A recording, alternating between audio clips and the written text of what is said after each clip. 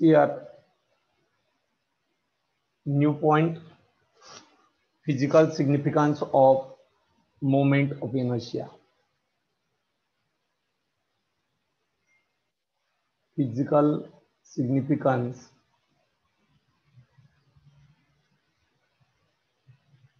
of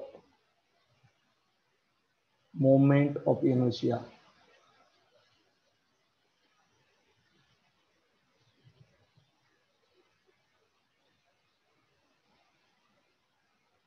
Physical significance of moment of inertia.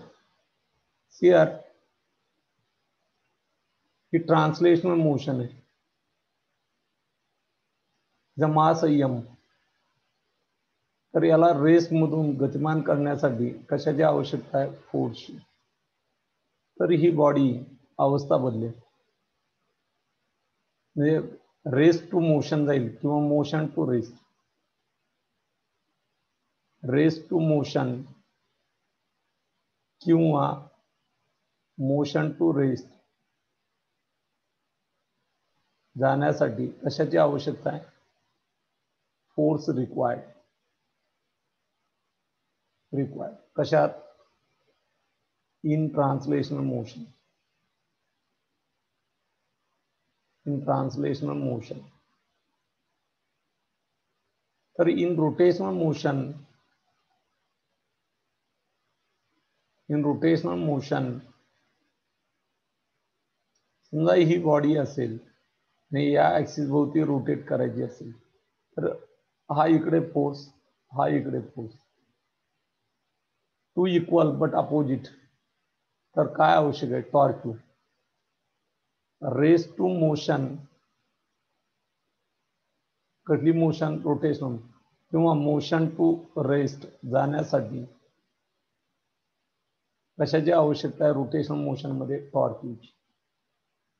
म्हणजे फोर्सचं काम कोण करतो? टॉर्क. लिनियर मोशन किंवा ट्रान्सलेशनल मोशन मध्ये जे फोर्स काम करतो तेच रोटेशनल मोशन मध्ये कोण काम करतो? Torque.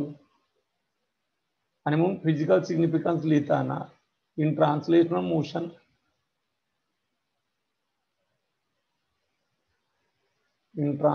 Motion there is a force acting upon the body is equal to mass into acceleration. Say that equation 1. And number 2, in rotational motion,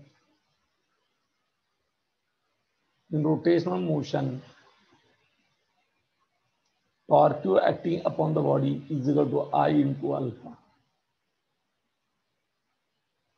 Analogous means च्या सारखं काम करणे. मग जर कंपॅरिझन केली, comparing equation 1 and 2, torque analogous to force and angular acceleration analogous to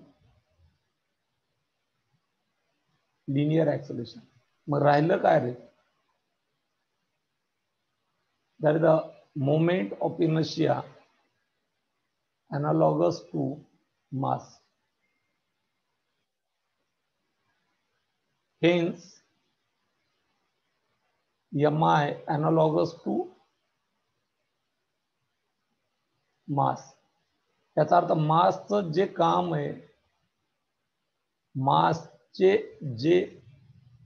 आहे, in translational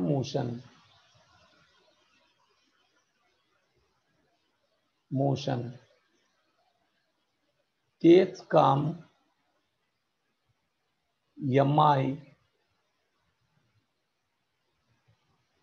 हा rotational motion मध्ये करू. म्हणजेच काय?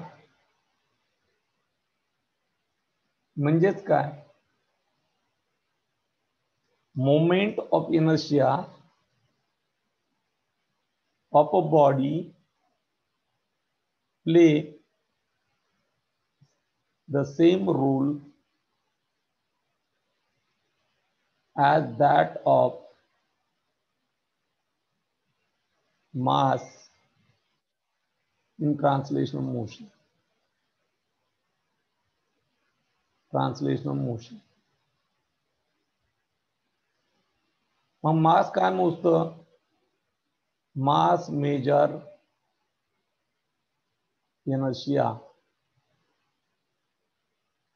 in translational motion.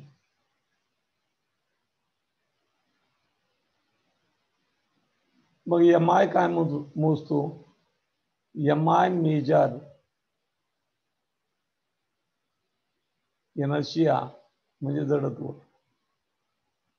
in rotational motion. In rotational motion. Hence,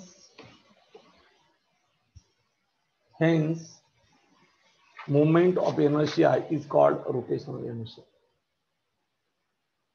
Hence, MI is called rotational inertia.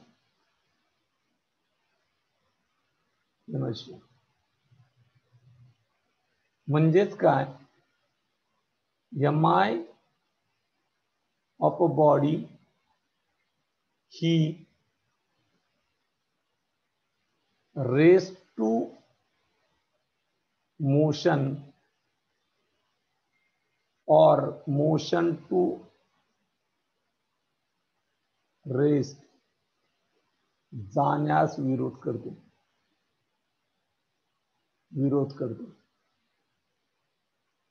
लक्षात आलं? हेच काम मास ट्रान्सलेशनल मोशन मध्ये करतात. म्हणजे measure the inertia, measure the जडत्व. The next point, what is the radius of gyration. नवीन point आहे हा.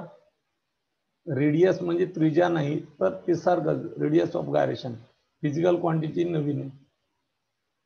ही रेडियस ऑफ गायरेशन के ने दाखवलं जातं. कशाने दाखवलं जातं? के ने. कन्सिडर करा, समजा या ठिकाणी ही बॉडी,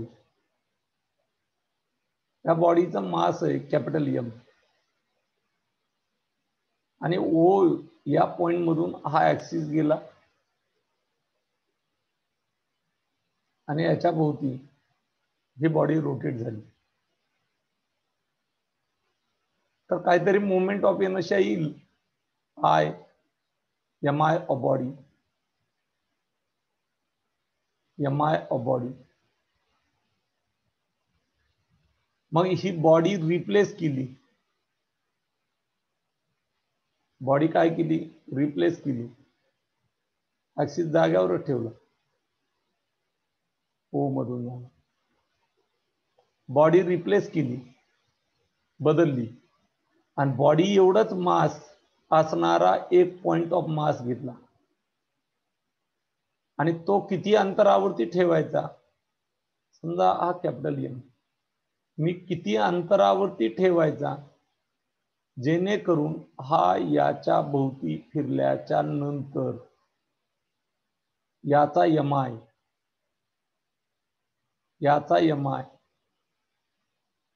हा याच्या एवढा येईल, इक्वल येईल. त्यावेळेस या अंतराला रेडियस ऑफ गायरेशन. हे पॉइंट ऑफ मास आहे. Point of mass, heavy point of mass. याचं मास आणि बॉडीचं मास सारखं आहे. ऍक्सिसची पोझिशन तीच आहे. मग हे मास किती अंतरावरती ठेवल्याच्या नंतर, रोटेट केल्याच्या नंतर, ऍक्सिस पासून किती अंतरावरती ठेवल्याच्या नंतर याचा मोमेंट ऑफ इनर्शिया, या बॉडीच्या मोमेंट ऑफ इनर्शिया एवढा येत असेल तर त्या बॉडीचा हे अंतर जे आहे त्याला रेडियस ऑफ गायरेशन म्हणतात. मग बॉडीचा एमआय किती? आय. आणि या पॉइंटचा एमआय किती? मास गुणिले अंतराचा वर्ग. हे जर इक्वल असेल तरच याला रेडियस ऑफ गायरेशन म्हणतो आपण. रेडियस ऑफ गायरेशन कुणाला? केला. पुन्हा आय बरोबर एम के स्क्वेअर. तर K square is equal to काय रे? I divide by M. Taking the square root. K is equal to square root of I divide by M. बरोबर आहे का? मग के अंतर आहे, त्यामुळे SI युनिट काय येईल रे? SI unit of radius of gyration, radius of gyration is equal to metre. तर दिया. मग what is definition? Radius of gyration ची डेफिनेशन काय येईल? Radius of gyration of a body about given axis of a rotation is defined as the distance between the axis of rotation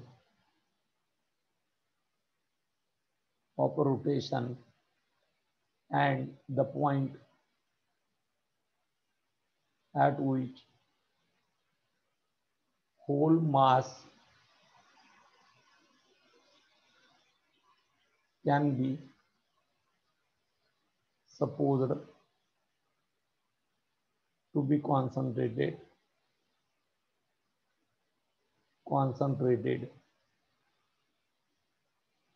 so as to have same moment of inertia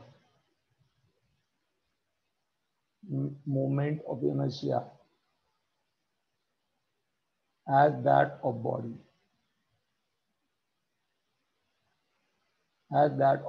is called radius of gyration. मग dimension काय येतील रे? Dimension of radius of gyration m to the 0, l to the 1, t to the 0, कारण metre आहे. बरोबर आहे? Then next, what is the physical significance?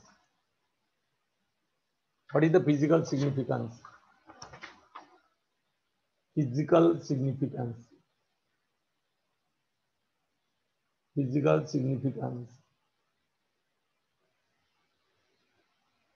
of radius of gyration.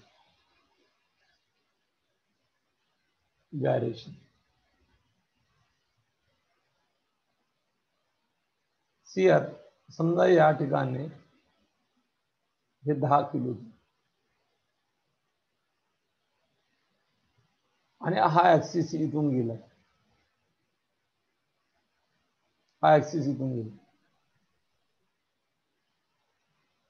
बरोबर आहे का? मी ऍक्सिसची पोझिशन 30 ठेवली आणि हे मास असं पसरवलं, हेही 10 किलो.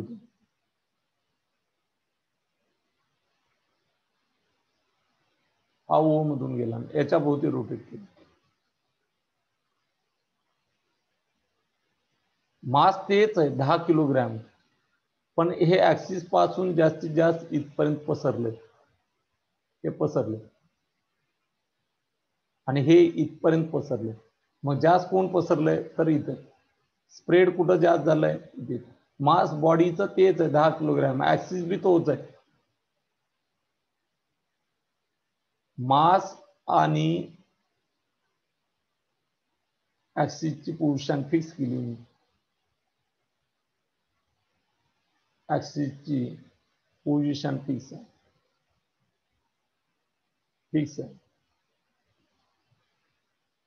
तर मोमेंट ऑफ इनर्शिया इथं जास्त वाईडली डिस्ट्रीब्युटेड, आर वाढतो ना, आर वाढतो.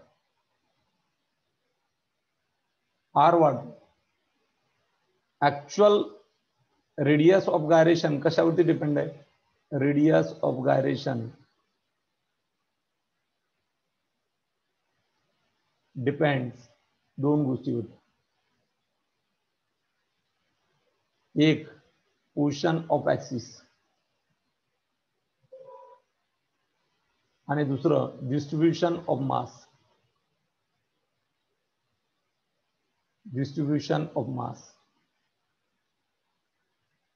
मग यामधला मी काय हा फिक्स ठेवतो, कसं ठेवतोय? फिक्स ठेवतोय. फिक्स केला, ऍक्सिस बदलत नाही. मग आता रेडियस ऑफ गायरेशन फक्त कशावरती डिपेंड राहिली? Distribution of mass. Distribution of mass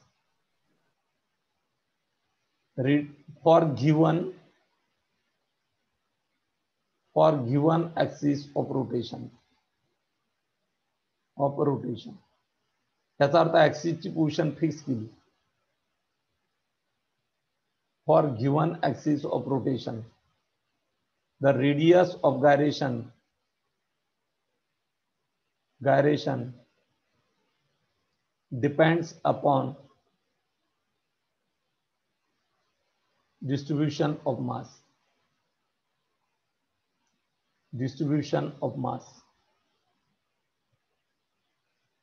मग डिस्ट्रीब्युशन ऑफ मास वरती जर डिपेंड असेल तर के मॅक्झिमम कधी असेल? जर मास ऍक्सिस पासून वाइडली डिस्ट्रीब्युटेड असेल. Mass is widely distributed.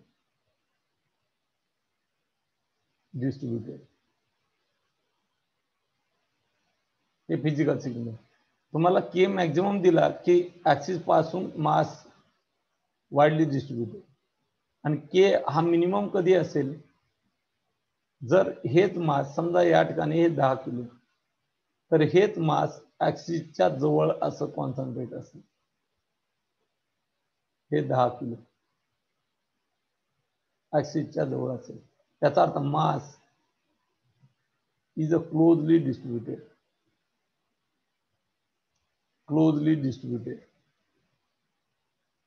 Okay, note. समजा या ठिकाणी हे तुमचा मास फिक्स आहे ना, मग तुम्ही जर हात बाहेर स्ट्रेच करून असं रोटेट स्वतःभोवती होत असाल तर एमआय कसा आहे? I maximum. मास तर फिक्स आहे, त्याचा अर्थ के मॅक्झिमम. त्याचा अर्थ वाइडली डिस्ट्रीब्युटेड, दूर डिस्ट्रीब्युटेड. मास कसं आहे? Widely distributed.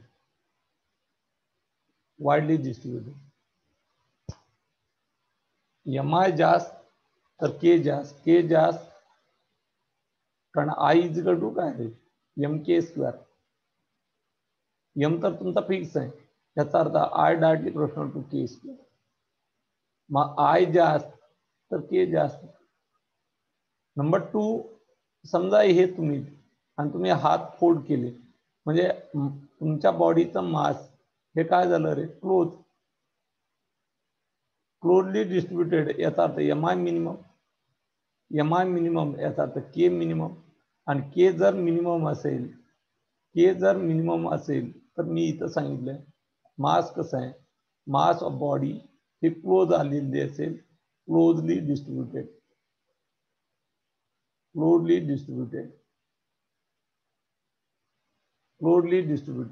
It is the physical significance of radius of gyration. मग फिजिकल सिग्निफिकन्स काय? मेन सर्वात महत्वाचं, रेडियस ऑफ गायरेशन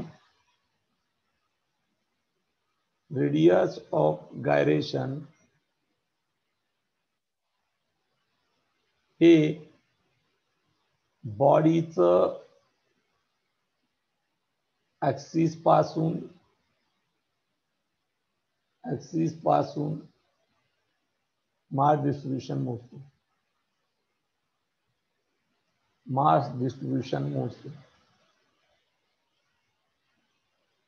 मोजते.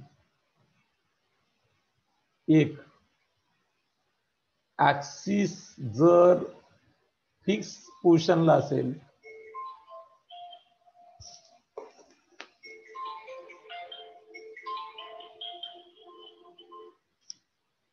ऍक्सिस जर फिक्स्ड पोझिशनला असेल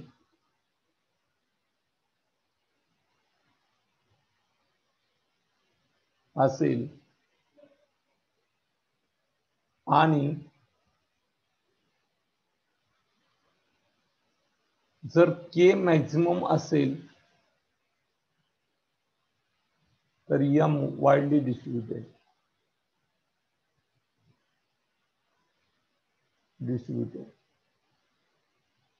आणि k जर मिनिमम असेल तर m closely distributed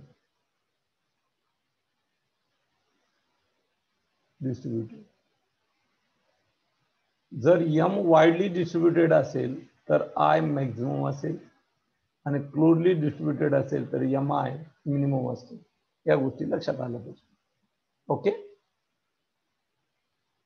then next point, rotational kinetic energy. In translational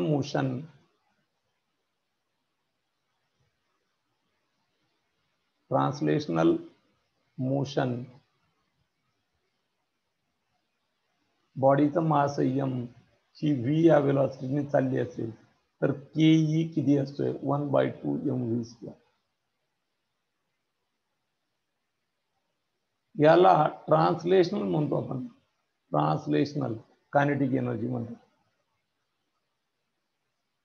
याला ट्रान्सलेशनल कायनेटिक एनर्जी म्हणतो. काय म्हणतात याला? Translational kinetic energy. मग आता मला काढायची rotational kinetic energy. Expression for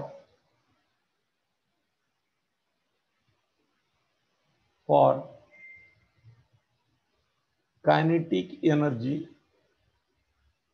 of rotating body about given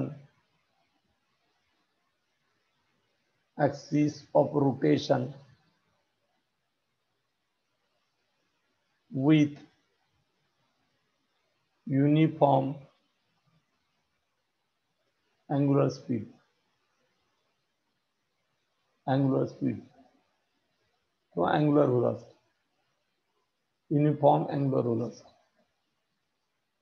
CH समजा या ठिकाणी ही बॉडी अशी काहीतरी बॉडी असेल आणि हा ऍक्सिस घेतला O.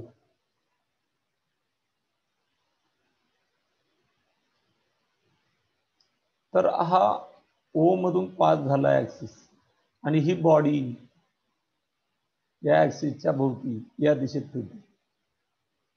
हा काय? Axis of rotation.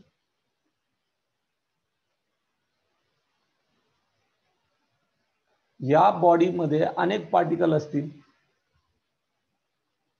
समजा एक पार्टिकल इथे आहे, ते परपेंडिक्युलर डिस्टन्स आहे, त्याचं मास m1 मानलं, r1 अंतरावर. हे मास m2 मानलं, ऍक्सिस पासून हे परपेंडिक्युलर डिस्टन्स आहे, दिसत नसलं तरी असं पाठीमागे. हे मास m3 पार्टिकलचं, हे r3 अंतरावर. अँड डॅश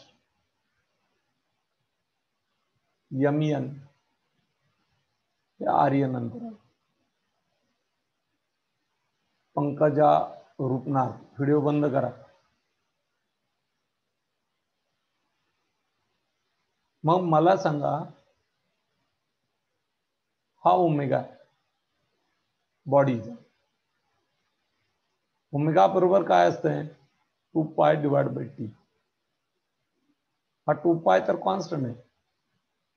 कॅपिटल T म्हणजे पिरियड. समजा या बॉडीने 10 सेकंदात एक फेरी पूर्ण केली तर या पार्टिकलचा 10, याचा 10, हा 10, हा 10. प्रत्येक पार्टिकलला एक फेरी पूर्ण करायला 10 सेकंद लागले. म्हणजेच ओमेगा कॉन्स्टंट आहे प्रत्येकाचा.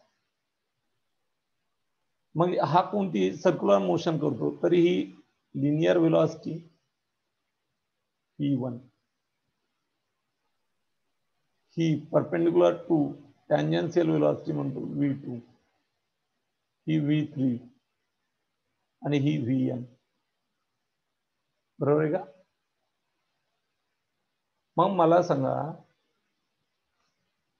linear velocity of particles are linear velocity of particles are. काय पहिल्या पार्टिकलची v1 is equal to r1 omega, v is equal to r omega असते, v2 इज इक्वल टू काय r2 omega dash comma vn is equal to rn omega. त्याला equation 1 मिळते. मग प्रत्येक पार्टिकलची कायनेटिक एनर्जी काय, kinetic energy of particles E ने दाखवू, ई ने kinetic energy E1 is equal to 1/2 m1 v1 square. दुसऱ्या पार्टिकलची E2 1/2 m2 v2 square dash En is equal to n म्हणजे nवा particle 1/2 mn vn square. So that equation number 3. Using equation 1 in equation 2 we get काय मिळेल रे, E1 च्या ठिकाणी r1 omega ठेवू तर E1 काय येईल, E1 is equal to 1/2 m1 v1 चा वर्ग म्हणजे r1 चा वर्ग ओमेगा स्क्वेअर कॉमा E2 ची किंमत 1/2 m2 r2 चा स्क्वेअर ओमेगा स्क्वेअर P2 ची किंमत ठेवली इथे comma dash comma En is equal to 1/2 mn rn चा वर्ग ओमेगा स्क्वेअर. से दॅट इक्वेशन नंबर 3. तर प्रत्येक पार्टिकलची कायनेटिक एनर्जी काढली, आपल्याला बॉडीची काढायची, ते प्रत्येक पार्टिकलची त्या बॉडीमध्ये असणाऱ्या प्रत्येक पार्टिकलची परपेंडिक्युलर डिस्टन्स वरती m1 किती अंतरावरती ऍक्सिस पासून r1, m2 किती अंतरावरती r2, m3 किती r3, हे परपेंडिक्युलर आहेत दिसत नसले तरी. 3 डायमेन्शन बॉडी मी कागदावरती काढतोय त्यामुळे दिसत नाही. मग total kinetic energy of rotating body, the kinetic energy of rotating body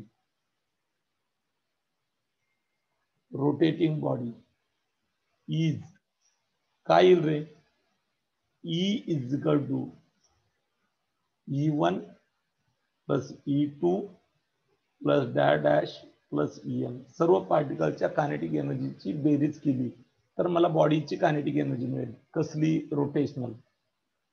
E is equal to 1/2 m1 r1 square omega square plus 1/2 m2 r2 square omega square बरोबर plus dash plus 1/2 mn rn square omega square. याच्यात common काय निघेल, हा 1/2 हा 1/2 आणि हा 1/2. हा पुढे कॉमन काढू, हा ओमेगा स्क्वेअर आणि हा ओमेगा स्क्वेअर, हे कॉमन निघणारे फॅक्टर आहेत. मग काय येईल रे, E is equal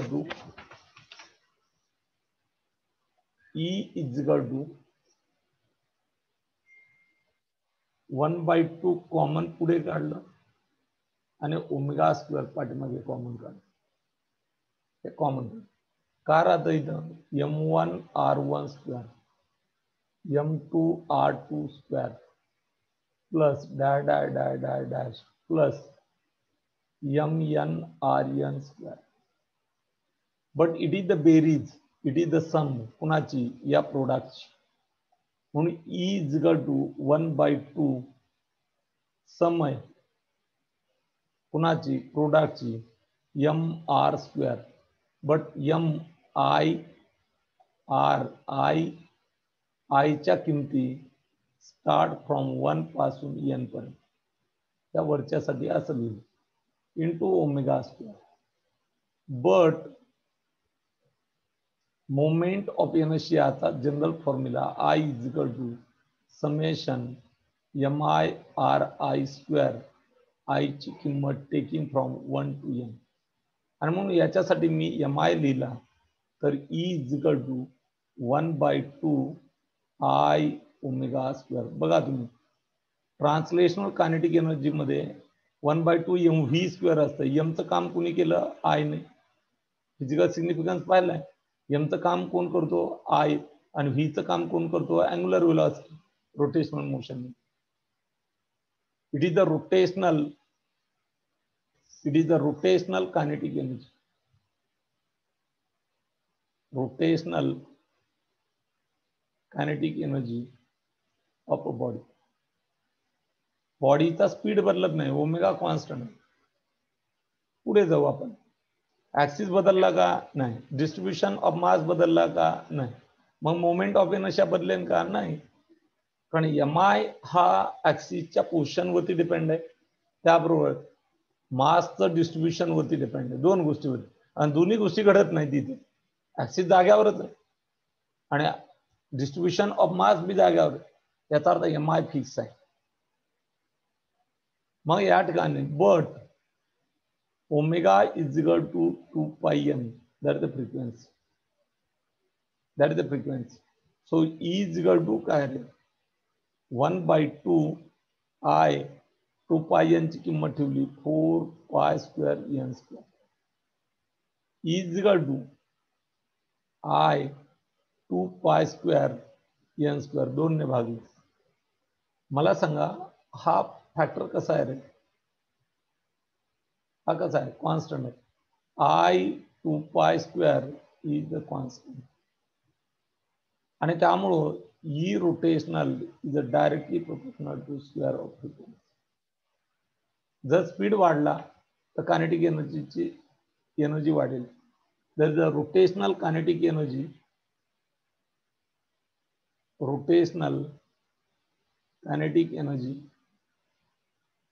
of a body is directly proportional to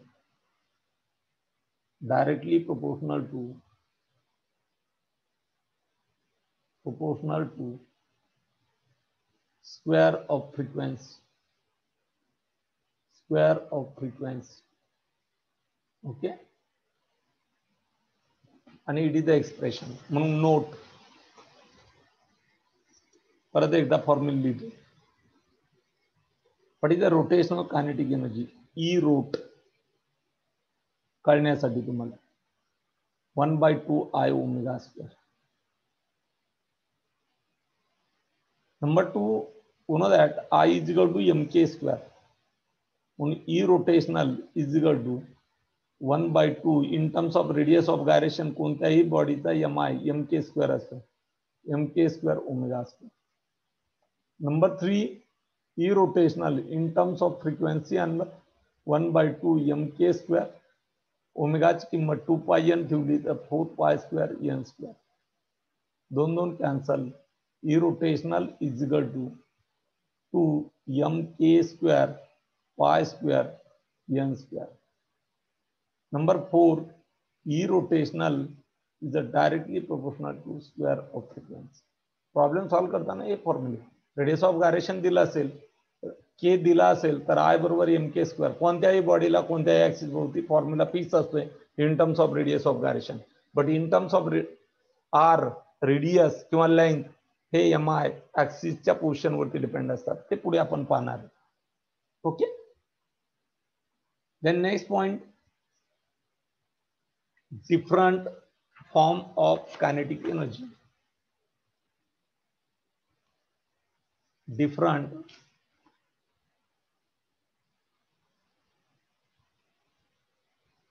forms of Ke rotational.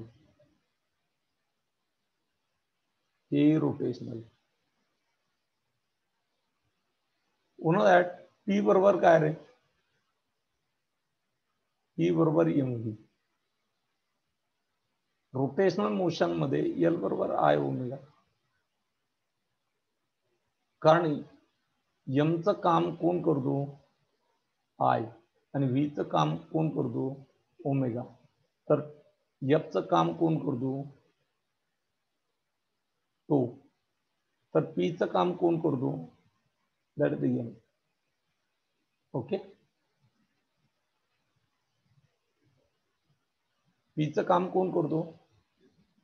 L, angular moment. मग पहिला फॉर्म्युला एक इज इक्वल टू काय रे? 1/2 I ओमेगा स्क्वेअर एक. नंबर 2 इज इक्वल टू, मी थोडीशी फोड करतो, I ओमेगा इंटू ओमेगा.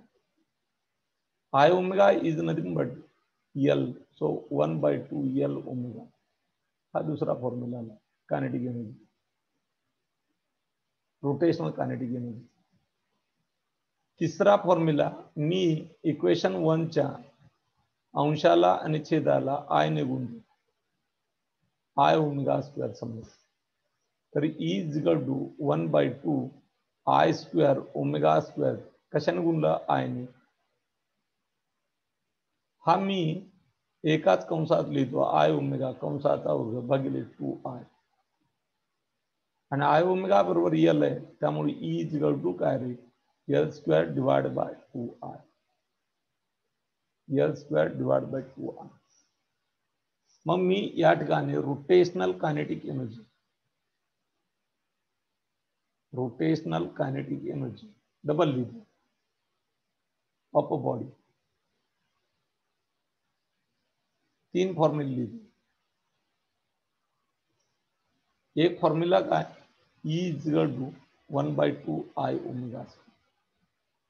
दुसरा काय रे? E is equal to 1/2 L omega.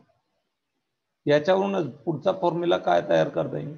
Omega बरोबर 2πn ठेवलं तर 2 कॅन्सल होईल. E is equal to L/n, बरोबर. आणि इथे E इज इक्वल टू अंशाला आणि छेदाला I ने गुणलं तर L square divide by 2I. L square divide by 2I. It is the rotational kinetic energy, वेगवेगळे form. Okay, we can stop here.